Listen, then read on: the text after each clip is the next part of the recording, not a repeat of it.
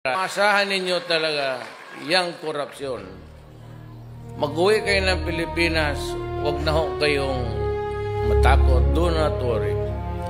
At kung ito, hindi ako nagbibiro.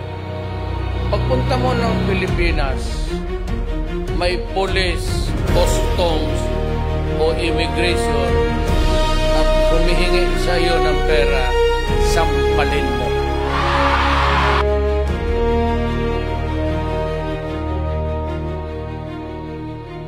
Tatay Digong sa atong yuta,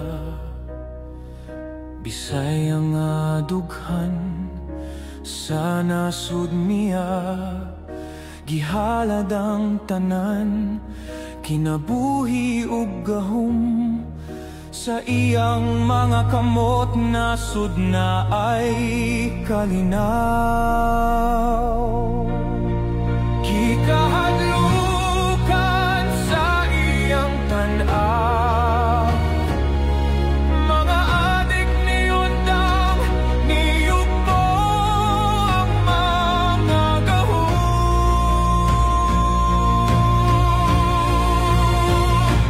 Tatay Digong, ang puwersa sa katahan, gikugos ang yuta, walay paglangan. Marcoses, iyang gipahimutang, pamilya natong tanan. Sa iyang panahon, Pilipinas na himong malinawan.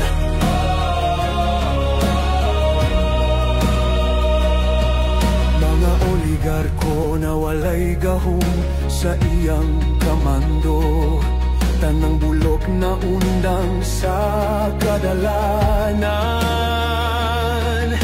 kahadlok na pulihan ug sa kinabuhi, paglaom gipadagan.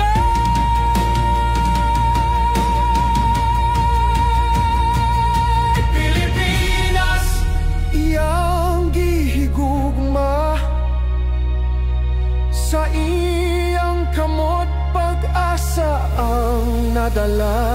Mga unsaon, walay pagduhado,